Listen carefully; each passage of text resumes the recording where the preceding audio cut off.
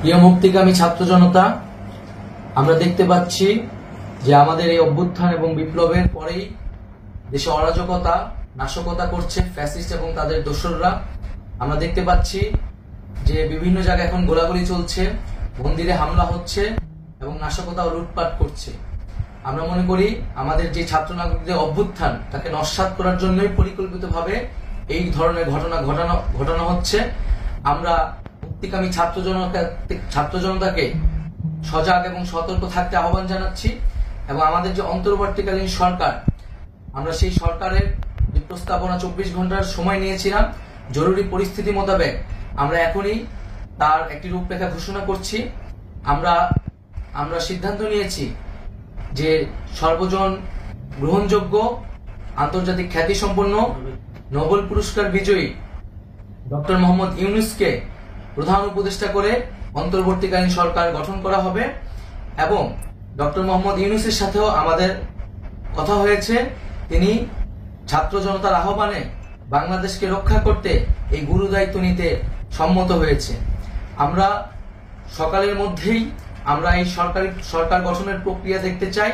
রাষ্ট্রপতির কাছে আহ্বান থাকবে যে দ্রুত সময়ের মধ্যে ডক্টর মোহাম্মদ ইউনূসকে প্রধান উপদেষ্টা করে অন্তর্বর্তীকালীন সরকার গঠন করা হোক এবং এই অন্তর্বর্তীকালীন সরকারের বাকি সদস্যদের নামও আমরা সকালের মধ্যে ঘোষণা করব। প্রিয় বন্ধুগণ, দেশে যে অরাজকতা চলছে, মানুষের জীবনের নিরাপত্তাহীনতা চলছে, সেজন্য আমরা রাষ্ট্রপতির কাছে আহ্বান জানাচ্ছি দেশে আইন শৃঙ্খলা পরিবেশ ফিরিয়ে আনার জন্য দ্রুত সময়ের মধ্যে কার্যকর ব্যবস্থা নিতে হবে এবং আইন শৃঙ্খলা বাহিনীকে সহযোগিতা করার জন্য মুক্তিকামী ছাত্র জনতাও রাজপথে থাকবে এবং অন্তর্বর্তীকালীন সরকার গঠন না হওয়া পর্যন্ত মুক্তিকামী ছাত্র জনতাকে রাজপথে থেকে তাদের যে অভ্যুত্থান, সেই অভ্যুত্থানকে রক্ষা করতে হবে। প্রিয় বন্ধুগণ, আমরা রক্ত দিয়েছি, শহীদ হয়েছি। আমাদের যে প্রতিশ্রুতি একটি নতুন বাংলাদেশ গঠন করার জন্য, সেটিকে আমাদের অবশ্যই বাস্তবায়ন করতে হবে এবং অবশ্যই ছাত্র জনতার প্রস্তাবিত সরকার বাদে কোনো ধরনের সরকার কিন্তু মেনে নেওয়া হবে না।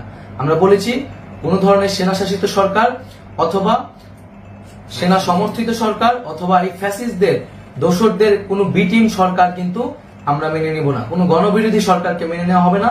ছাত্র জনতার অভ্যুত্থানকারী যে প্রস্তাবিত সরকার, অন্তর্বর্তীকালীন সরকার, যেটা আমরা সিদ্ধান্ত উপনীত হয়েছি ডক্টর মোহাম্মদ ইউনূসকে প্রধান উপদেষ্টা করে এই সরকার গঠন করা হবে, সেই সরকারকেই বাস্তবায়ন করতে হবে অবিলম্বে। আগামীকাল সকাল থেকে সকলকে আহ্বান জানাচ্ছি রাজপথে থাকার জন্য এবং আমাদের যে সাম্প্রদায়িক সম্প্রীতি এবং রাষ্ট্রীয় সম্পদ রক্ষা কমিটির ঘোষণা হয়েছে বৈষম্যবিরোধী ছাত্র আন্দোলনের নেতৃত্বে, সকল পাড়ায় পাড়ায় এলাকায় এলাকায় সেই কমিটি পাহারায় থাকবে। আমাদের সংখ্যালঘু কমিউনিটিকে আমাদের রক্ষা করতে হবে, রাষ্ট্রীয় সম্পদ এবং এই দেশকে রক্ষা করতে হবে আমাদের।